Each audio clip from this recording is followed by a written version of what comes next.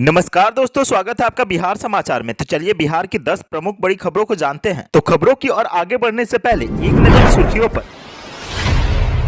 बिहार सरकार ने 7 शिक्षकों को किया बर्खास्त। शिक्षा विभाग ने दर्जन भर टीचर्स पर की बड़ी कार्रवाई। जी हां, इस वक्त एक बड़ी खबर सामने आ रही है। बिहार सरकार ने दर्जन भर शिक्षकों पर बड़ी कार्रवाई की है। शिक्षा विभाग ने एक बड़ा एक्शन लेते हुए बिहार के विभिन्न जिलों में तैनात 7 शिक्षकों को बर्खास्त कर दिया है। अनियमित रूप से बहाल होने के कारण इन सभी 7 टीचर्स के ऊपर कार्रवाई की गई है। शिक्षा विभाग ने गुरुवार को दर्जन भर शिक्षकों पर बड़ी कार्रवाई की है। 7 टीचर्स को बर्खास्त करने के साथ साथ 5 अन्य महिला शिक्षकों पर रिटायरमेंट के बाद कार्रवाई की गई है। इन सभी के पेंशन और ग्रेजुटी आदि भुगतान पर रोक लगा दी गई है। शिक्षा विभाग के एक बड़े अधिकारी की ओर से मिली जानकारी के मुताबिक जिन 7 शिक्षकों की नौकरी गई है उनमें 2 पुरुष शिक्षक और 5 महिला टीचर शामिल हैं। शिक्षा विभाग के अधिकारी ने बताया है कि जांच रिपोर्ट के आधार पर दर्जन भर शिक्षकों पर कार्रवाई की गई है। इनमें पटना जिले के गुलजारबाग स्थित बीएनआर ट्रेनिंग कॉलेज, राजकीय कन्या मध्य विद्यालय, राजकीय कन्या मध्य विद्यालय बाढ़, राजकीय कन्या मध्य विद्यालय दानापुर और नालंदा जिले के बिहारशरीफ स्थित राजकीय कन्या मध्य विद्यालय की एक महिला शिक्षक को बर्खास्त किया गया है।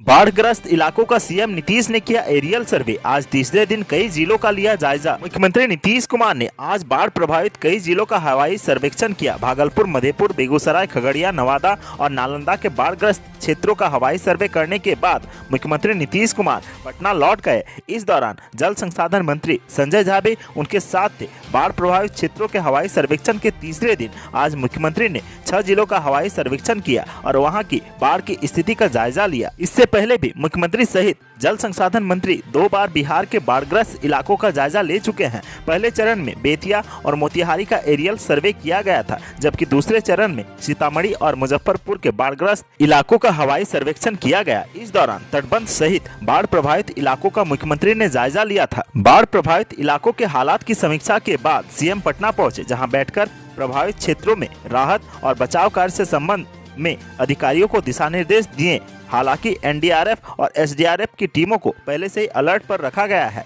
तटबंधों को लगातार निगरानी की जा रही है। मोदी सरकार पर कांग्रेस का हमला, बोले मोहन प्रकाश। बढ़ती महंगाई और आपराधिक लापरवाही को लेकर जारी रहेगी लड़ाई। देश में महंगाई दिन ब दिन बढ़ती ही जा रही है, जिससे आम लोग काफी परेशान हैं। यूपीए के साथ महंगाई मौसम के अनुसार बदलती थी, लेकिन विगत वर्षों से महंगाई घटने का नाम नहीं ले रही है। यह मोदी महंगाई है। सदाकत आश्रम में आयोजित प्रेस कॉन्फ्रेंस में कांग्रेस के राष्ट्रीय प्रवक्ता मोहन प्रकाश ने पत्रकारों से बातचीत के दौरान यह बातें कही। इस मौके पर कांग्रेस प्रदेश अध्यक्ष मदन मोहन झा भी मौजूद रहे। कांग्रेस के राष्ट्रीय प्रवक्ता मोहन प्रकाश ने कहा है कि कोरोना काल में लापरवाही से लाखों लोगों की जानें गई, लेकिन इसकी जिम्मेदारी लेने को कोई तैयार नहीं है। आपराधिक लापरवाही के कारण देश में कई लोगों की मौत हो गई। कोरोना में जब लोग परेशान थे तब सरकार सोई हुई थी। सरकार की विफलताओं का सजा जनता को झेलना पड़ा। राष्ट्रवाद का मुखौटा पहनकर देश को खोखला करने की कोशिश की गई। सरकार की नाकामियों को उजागर करने का काम कांग्रेस पार्टी करेगी और सोई हुई सरकार को जगाने की कोशिश करेगी। उन्होंने कहा कि देश में बढ़ती महंगाई और आपराधिक लापरवाही को लेकर कांग्रेस पार्टी को यह लड़ाई आगे भी जारी रखेगी।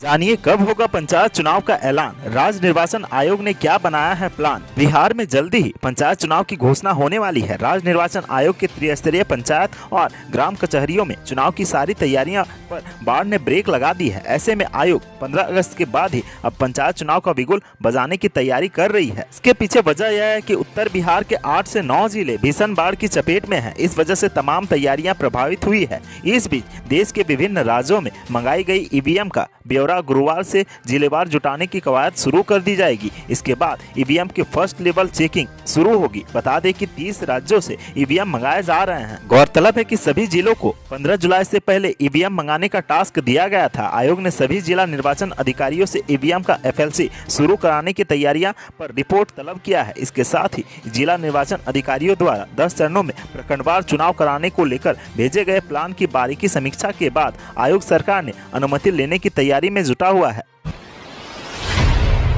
बिहार में असिस्टेंट प्रोफेसरों की बहाली प्रक्रिया आज से, लेकिन हाईकोर्ट के फैसले के बाद होगी नियुक्ति। बिहार के विश्वविद्यालयों में सहायक व्याख्याताओं यानी कि असिस्टेंट प्रोफेसर की नियुक्ति प्रक्रिया आज से शुरू हो जाएगी। सरकार की तरफ से इसकी तैयारियां पूरी की जा चुकी है। सुबह 8 बजे से इस प्रक्रिया की शुरुआत होगी। बिहार राज्य विश्वविद्यालय सेवा आयोग ने अभ्यर्थियों के सभी दस्तावेजों की मूल प्रति और कोरोना जांच की निगेटिव रिपोर्ट के साथ बुलाया है। पहले दिन आज अंगिका विषय से जुड़े असिस्टेंट प्रोफेसर के पद पर अभ्यर्थियों को बुलाया गया है। एक तरफ जहां असिस्टेंट प्रोफेसर के लिए बहाली की प्रक्रिया आज से शुरू हो रही है, वहीं दूसरी तरफ इनकी नियुक्ति पटना हाईकोर्ट की तरफ से अंतिम फैसला आने के बाद ही हो पाएगा। पटना हाईकोर्ट ने राज्य के अलग अलग विश्वविद्यालयों में असिस्टेंट प्रोफेसर की बहाली के लिए जारी विज्ञापन को चुनौती देने वाली याचिका पर सुनवाई के बाद कहा है कि इस केस के अंतिम निर्णय के बाद ही बहाली निर्भर करेगा। कोर्ट ने राज्य सरकार को 1 हफ्ते के भीतर जवाबी हलफनामा दायर कर स्थिति स्पष्ट कराने का आदेश दिया है।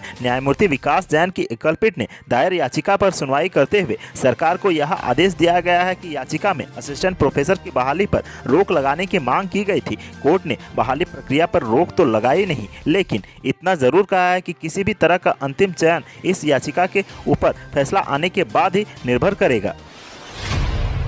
बिहार में अप्रशिक्षित शिक्षकों यानी कि अनट्रेन्ड टीचर्स को सेवामुक्त किए जाने के मामले में पटना हाईकोर्ट ने बड़ी राहत दी है। पटना हाईकोर्ट ने अनट्रेन्ड शिक्षकों को सेवामुक्त किए जाने के आदेश पर फिलहाल रोक लगा दी है। इसके साथ ही सरकार को जवाबी हलफनामा दायर करने का आदेश भी दिया गया है। पटना हाईकोर्ट के न्यायमूर्ति डॉक्टर अनिल कुमार उपाध्याय की एकलपीठ ने इस संबंध में दायर याचिकाओं पर सुनवाई के बाद यह आदेश दिया। सरकार ने 31 मार्च 2019 तक का अहर्ता पूरी नहीं करने वाले अप्रशिक्षित शिक्षकों को सेवामुक्ति करने का आदेश दिया था। इस पर पटना हाईकोर्ट ने तत्काल रोक लगाते हुए सरकार से जवाब मांगा है। हाईकोर्ट इस मामले में 16 अगस्त को अगली सुनवाई करेगा। आपको बता दें कि पिछले साल अनट्रेन्ड शिक्षकों को हटाने का आदेश जारी किया गया था। प्राथमिक शिक्षा निदेशक की तरफ से 22 अगस्त 2019 को 13 नवंबर 2020 को एक आदेश जारी करते हुए सूबे के सभी जिला शिक्षा पदाधिकारी और जिला कार्यक्रम पदाधिकारी को निर्देश दिया गया था कि वैसे अप्रशिक्षित शिक्षक जो 31 मार्च 2019 तक डीएलएड प्राप्त नहीं कर पाए हैं, उन्हें सेवामुक्त किया जाए। सरकार के फैसले के खिलाफ पटना हाईकोर्ट में याचिका लगाई गई थी। इस पर सुनवाई करते हुए कोर्ट ने तत्काल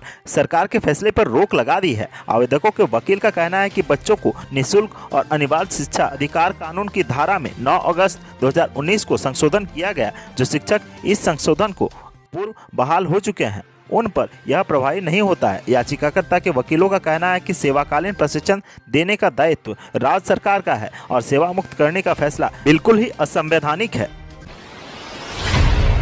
बिहार पंचायत चुनाव के इलेक्शन में किनकी लगने जा रही है ड्यूटी, हर जिले में कर्मियों की बन रही है लिस्ट। बिहार में पंचायत चुनाव का बिगुल बहुत ही जल्द बज जाएगा। राज्य निर्वाचन आयोग रफ्तार के साथ पंचायत चुनाव की तैयारियों में जुटा हुआ है। वह बता रहा है कि अगले महीने इसकी घोषणा कर दी जाएगी। राज्य निर्वाचन आयोग ने चुनाव कराने के लिए कर्मचारियों की ड्यूटी लिस्ट बनाने का निर्देश राज्य के सभी जिलों को दे दिया है। जिला स्तर पर कर्मियों की लिस्ट बनाने की प्रक्रिया भी शुरू हो गई है। अनुमान के मुताबिक बिहार के हर जिले में औसतन 20 से 35 हजार कर्मियों को चुनाव ड्यूटी में लगाया जाएगा। हर जिले में जिलाधिकारी की तरफ से एक कोषांग का गठन किया जा रहा है। जिले में कोषांग चुनाव ड्यूटी करने वाले कर्मियों की लिस्ट तैयार करने में जुटा हुआ है। पिछले विधानसभा चुनाव के आधार पर इस बार के पंचायत चुनाव का लिस्ट तैयार किया जा रहा है। माना जा रहा है कि राज्य के नियमित कर्मियों के साथ साथ संविदा पर काम करने वाले कर्मियों को भी चुनाव ड्यूटी लगाया जा सकता है। बिहार में राजनीति की नई पारी खेलने 18 जुलाई को लौट रहे हैं लालू प्रसाद यादव। जानिए क्यों चल रही है चर्चा। बिहार में राजनीति की नई पारी खेलने के लिए राजद सुप्रीमो लालू प्रसाद यादव जल्द ही पटना वापस आ सकते हैं। बताया जा रहा है कि लालू यादव इसी हफ्ते के अंत तक दिल्ली से बिहार आ सकते हैं। हालांकि यह सब कुछ उनकी तबीयत पर निर्भर करेगा। वहीं अगर लालू यादव बिहार लौटते हैं तो वो 18 जुलाई को होने वाले राजद के राज्यव्यापी प्रदर्शन का मॉनिटरिंग कर सकते हैं। राजद से जुड़े सूत्रों की माने तो लालू यादव 18 जुलाई से पहले बिहार लौट सकते हैं। लालू यादव जमानत के बाद से ही राजधानी दिल्ली में अपनी बेटी मीसा भारती के सरकारी आवास पर रह रहे हैं। बताया जा रहा है कि महंगाई पर राजद के राज्यव्यापी प्रदर्शन में भी लालू यादव शरीक हो सकते हैं। वहीं राजद प्रवक्ता मृत्युंजय तिवारी ने कहा है कि अगर लालू जी की तबीयत सही रही तो वह पटना लौटेंगे। बिहार में बदलेगा दाखिल खारिज का अधिनियम, नाम के साथ जमीन के नक्शे में भी होगा बदलाव। राज्य में भूमि विवादों को कम करने के लिए सरकार कुछ महत्वपूर्ण पहल करने जा रही है। इसके तहत अब दाखिल खारिज में जमीन के नए मालिक के नाम के साथ अब नक्शे में भी बदलाव होगा, यानी कि नाम और नक्शा दोनों का एक साथ ही म्यूटेशन होगा। यानी कि अगर कोई व्यक्ति जमीन का रजिस्ट्री कराता है तो दाखिल खारिज में उसका नाम, प्लॉट नंबर के साथ ही उस जमीन का नक्शा भी नए रूप में तैयार करके दिया जाएगा। इससे भविष्य में जमीन विवाद से जुड़ी कोई आशंका नहीं रहेगी। राज्य में जमीन के हो रहे नए सर्वे के बाद यह प्रावधान पूरी तरह से लागू कर दिया जाएगा। इससे जमीन के सीमांकन के साथ नक्शे की पूरी स्थिति स्पष्ट हो जाएगी। सरकार इसके लिए दाखिल खारिज कानून में संशोधन करने जा रही है। गृह विभाग से इस संशोधन की मंजूरी मिलने के बाद अब यह कैबिनेट से पास होगा और इसके बाद ही इसे मानसून सत्र में विधानमंडल से पारित करवाकर लागू कर दिया जाएगा। ग्रेटर पटना में चलेंगी सीएनजी बसें। बिहटा, फतुहा और हाजीपुर के लिए परिवहन निगम को मिली 50 नई बस। राजधानी पटना में प्रदूषण कम करने के लिए अब केवल सीएनजी बसें चलेंगी। इसके अलावा बिहटा, फतुहा व हाजीपुर में सीएनजी बसें चलाई जाएंगी। परिवहन निगम को मिली 50 नई सीएनजी बसों को अलग अलग रूट में चलाने की तैयारी है। नीतीश कुमार इसका उद्घाटन शीघ्र करेंगे। इसके लिए सीएम सचिवालय से उद्घाटन तिथि का इंतजार हो रहा है। इस माह के अंत तक कभी भी सारी नई सीएनजी बसें सड़कों पर दिखेंगी। राजधानी पटना में लोकल रूटों के अलावा बिहटा रूटों को मिलाकर लगभग 40 बसें चलाई जाएंगी। इसके अलावा 10 बसें पटना सिटी सहित फतुहा और हाजीपुर के लिए चलेंगी। पहले चरण में इन जगहों पर सीएनजी बसें चलाने के लिए पटना से सटे दूसरे शहरों के लिए भी चलाने की योजना है। तो आज की सुर्खियों में बस इतना ही। बिहार से जुड़ी खबरों के लिए सब्सक्राइब करें हमारे चैनल को और साथ ही साथ अपने दोस्तों और रिश्तेदारों में शेयर करना न भूलें। धन्यवाद।